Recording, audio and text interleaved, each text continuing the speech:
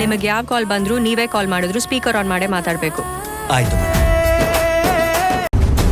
ನೋಡು ಸಪ್ತಮಿ, ಹೆಣ್ಣು ಮಕ್ಕಳಿಗೆ ಆಚಾರ ವಿಚಾರ ತುಂಬಾನೇ ಮುಖ್ಯ. ಪ್ರೀ ವೆಡ್ಡಿಂಗ್ ಫೋಟೋಶೂಟ್ನ ಇನ್ನೊಂದಿನ ಮಾಡ್ಕೋಬಹುದು, ಆದ್ರೆ ಹಬ್ಬನ ಇನ್ನೊಂದಿನ ಮಾಡಕ್ಕಾಗುತ್ತಾ ಹೇಳು? ನೋಡೆ, ನಾನ್ ಹೇಳೋದನ್ನ ಕೇಳು. ಹುಡುಗನ್ ಮನೆಯವ್ರನ್ನ ಹಬ್ಬಕ್ಕೆ ಕರೆದು ಹಬ್ಬ ಮಾಡಿ ಚೆನ್ನಾಗಿ ಊಟ ಹಾಕಿ ಕಳಿಸ್ಕೊಡೋಣ. ಅಪ್ಪ, ಅಮ್ಮ ಹೇಳುದು ಸರಿ ಅನ್ನಿಸ್ತಿದೆ. ಅಲ್ಲಮ್ಮ, ನಿಮ್ಮ ಅಮ್ಮನಿಗೆ ಶಾಸ್ತ್ರ ಸಂಪ್ರದಾಯ ಏನೂ ಗೊತ್ತಿಲ್ಲ. ಮದುವೆಗೆ ಮುಂಚೆನೆ ಬೀಗರು ಸೇರಿ ಯಾವ ಹಬ್ಬನೂ ಒಟ್ಟಿಗೆ ಮಾಡಬಾರ್ದು. ಮಾತೆತ್ತಿದ್ರೆ ಆಚಾರ ವಿಚಾರ ಅಂತಾಳೆ, ಆದ್ರೆ ಅವಳಿಗೆ ಒಂದು ಪೈಸದ್ದು ಗೊತ್ತಿಲ್ಲ. ಏನ್ ಮಾಡೋದು, ಎಲ್ಲ ನಮ್ ಗ್ರಾಚಾರ. ಅಪ್ಪ, ಮಗಳೇ, ಅಳಿಯಂದ್ರು ಎಲ್ಲ ಪ್ಲಾನ್ ಮಾಡಿನೇ ಹೇಳಿರ್ತಾರೆ. ಹೋಗ್ಲಿಲ್ಲ ಅಂತಂದ್ರೆ ಅವ್ರ ಮನ್ಸಿಗೆ ಬೇಸರ ಆಗತ್ತೆ, ಅವ್ರಿಗೆ ಬೇಸರ ಆದ್ರೆ ನನಗೆ ಬೇಸರ ಆಗತ್ತೆ. ನೋಡು, ನೀನೇನ್ ತಲೆ ಕೆಡ್ಸ್ಕೋಬೇಡ. ಇವರಿಬ್ರನ್ನ ಕರ್ಕೊಂಡೋಗಿ ಫೋಟೋಶೂಟ್ನ ಅದ್ಧೂರಿಯಾಗಿ ಮಾಡ್ಕೊಂಡ್ ಬಾ. Plan super.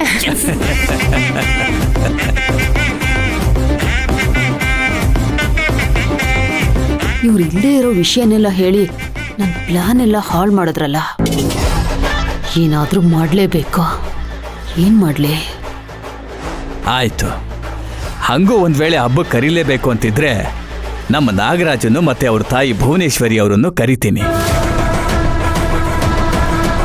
ಭಾಮ ಹೆಂಗೂ ಅಡುಗೆ ಮಾಡ್ತಾಳೆ, ಸಂತೋಷವಾಗಿ ಊಟ ಹಾಕಿ ನಾನು ಸಂತೃಪ್ತಿಯಾಗಿ ತಿಂದು ಅವ್ರನ್ನ ಕಳಿಸ್ಕೊಡ್ತೀನಿ.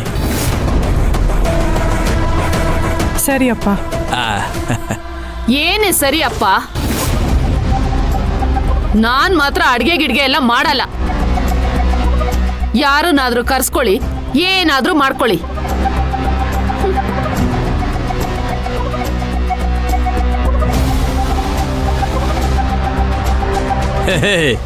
ನೀನೇನ್ ತಲೆ ಕೆಡಿಸ್ಕೋಬೇಡ. ನೀನು ಆರಾಮಾಗಿ ನಾಳೆದ್ರ ಬಗ್ಗೆ ಯೋಚನೆ ಮಾಡು. ಖುಷಿಯಾಗಿ ಹೋಗಿ ಅದೇನಂತಾರಮ್ಮ ಅದಕ್ಕೆ ಪ್ರೀ ವೆಡ್ಡಿಂಗು. ಅಪ್ಪ, ಅದು ಪ್ರೀ ವೆಡ್ಡಿಂಗ್ ಫೋಟೋಶೂಟ್. ಹಾ, ಅದೇ ಅದನ್ನ ಆರಾಮಾಗಿ ಮುಗಿಸ್ಕೊಂಡ್ ಬನ್ನಿ.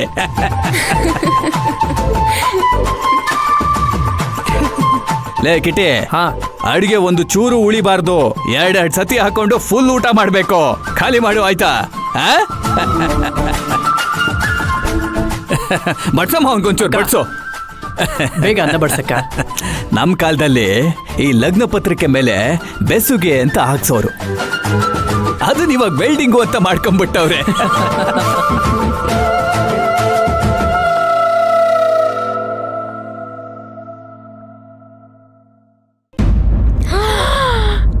ಏನು, ಅಣ್ಣ ನಮ್ಮನ್ನ ರೆಸಾರ್ಟ್ ಕರ್ಕೊಂಡು ಹೋಗ್ತಿದ್ದಾನಾ? ಅಪ್ಪ, ನೀವು ನಿಜ ಹೇಳ್ತಿದ್ದೀರ ತಾನೆ? ನಿಜಾನೇ ಹೇಳ್ತಾ ಇದ್ದೀನಮ್ಮ.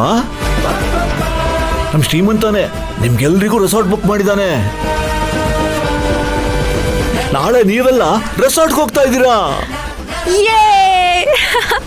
ಅಪ್ಪ ಅಪ್ಪ, ಏನ್ ಹೇಳಿದ್ರಿ ನೀವು? ಅಲ್ಲ, ನಂಗೆ ಇದೆಲ್ಲ ಸತ್ಯಕ್ಕೆ ದೂರವಾಗಿರೋ ಮಾತು ಅನಿಸ್ತಿದೆ. ಅಥವಾ ನಾನು ಕೇಳಿಸ್ಕೊಂಡಿರೋದೇ ತಪ್ಪಾಗಿತ್ತಾ ಅಂತ. ವಿಭಜನ್ವಿ, ಅಲ್ಲ, ಅಣ್ಣ ನಮ್ಮನ್ನ ರೆಸಾರ್ಟ್ ಕರ್ಕೊಂಡು ಹೋಗ್ತಿದ್ದಾನ? ಲೋ ಸಮರ್ಥ, ನೀನ್ ಕೇಳಿಸ್ಕೊಂಡಿದ್ರಲ್ಲಿ ಏನು ತಪ್ಪಿಲ್ಲಪ್ಪ.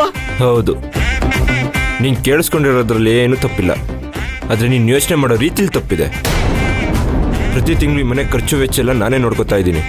ಅದರಲ್ಲೇನಾದರೂ ತಪ್ಪಿದೆ ಅಂತ ಹುಡುಕ್ಬೇಕಾಗಿತ್ತು. ದೊಡ್ಡೋರೇನಾದರೂ ಹೇಳ್ತಿದ್ದಾರೆ ಅಂದರೆ ಅದನ್ನ ಪೂರ್ತಿ ಕೇಳಿಸ್ಕೊಂಡು ಆಮೇಲೆ ಮಾತಾಡಬೇಕು. ಅಂಥ ಒಳ್ಳೆ ಬುದ್ಧಿ ನಿನಗೆಲ್ಲಿದೆ ಬಿಡು. ಹೋಗ್ಲಿ ಬಿಡು ಮೊಮ್ಮಗನೆ. ಹೌದು, ನಾಳೆ ಏನು ವಿಶೇಷ ಶ್ರೀಮಂತು? ಎಲ್ಲರನ್ನು ಎಲ್ಲೋ ಕರ್ಕೊಂಡು ಹೋಗ್ತಿದ್ಯಂತೆ? ಹೌದು, ತುಂಬ ದಿನದಿಂದ ಎಲ್ಲರೂ ಅದು ಇದು ಅಂತ ಮದುವೆ ಕೆಲಸದಲ್ಲಿ ಬ್ಯುಸಿಯಾಗಿದ್ದೀವಿ. ಅದಕ್ಕೆ ಒಂದು ಚೇಂಜ್ ಇರಲಿ ಅಂತ ಜಾನ್ವಿ ವಿಭಾ ಸಮರ್ಥನೆಲ್ಲ ರೆಸಾರ್ಟಿಗೆ ಕರ್ಕೊಂಡು ಹೋಗೋಣ ಅಂದ್ಕೊಂಡಿದ್ದೀನಿ.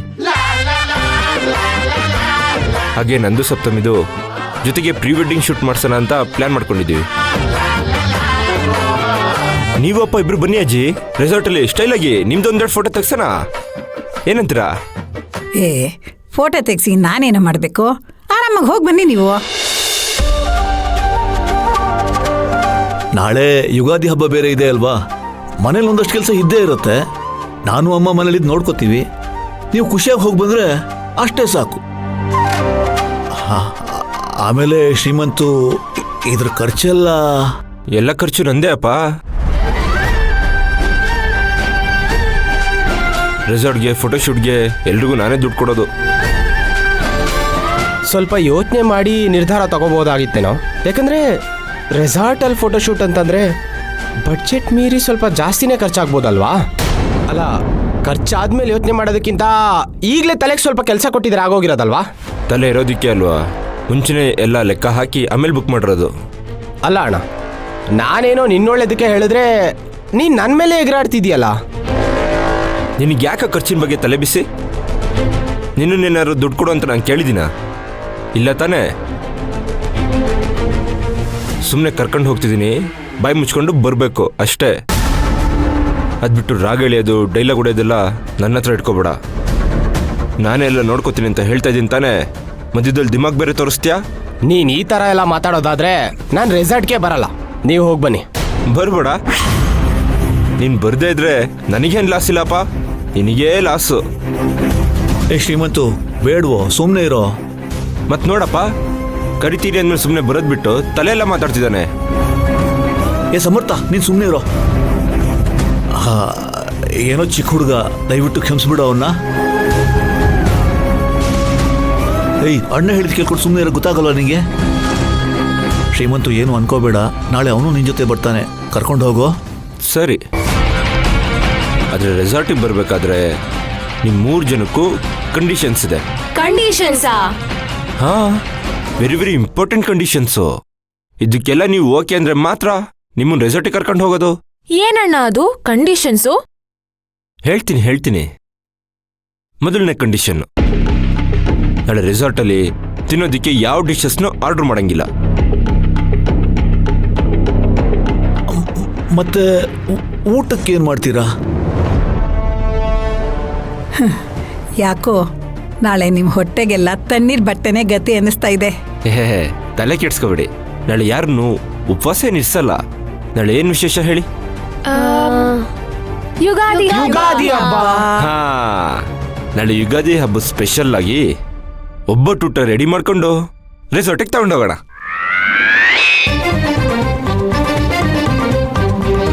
ಆಗ ನಮ್ಮ ಖರ್ಚು ಮಿಕ್ಕುತ್ತೆ, ಮನೆ ಊಟನೂ ಮಾಡ್ದಂಗಾಗುತ್ತೆ.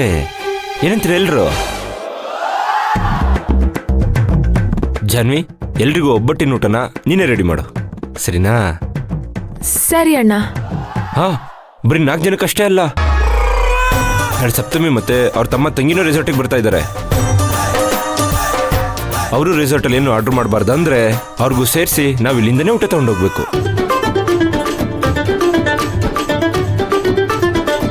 ಈ ನನ್ನ ಮೊಮ್ಮಗ ದುಡ್ಡುಳ್ಸೋದ್ರಲ್ಲಿ ಅವ್ರ ತಾತನ್ನೇ ಮೀರಿಸ್ತಾ ಇದ್ದಾನೆ. ಹೌದು ಮೊಮ್ಮಗನೇ, ರೆಸಾರ್ಟ್ಗೆ ಫೋಟೋಗಳು ತೆಗಿಯೋಕ್ಕೆ ಫೋಟೋಗ್ರಾಫರ್ ಏನಾದರೂ ಬರ್ತಾ ಇದ್ದಾರಾ? ಇಲ್ಲ ನಮ್ಮ ಕೀಪ್ಯಾಡ್ ಫೋನ್ನಲ್ಲೇ ಫೋಟೋ ತೆಗೆಸ್ಬಿಡ್ತೀಯಾ? ಅಜ್ಜಿ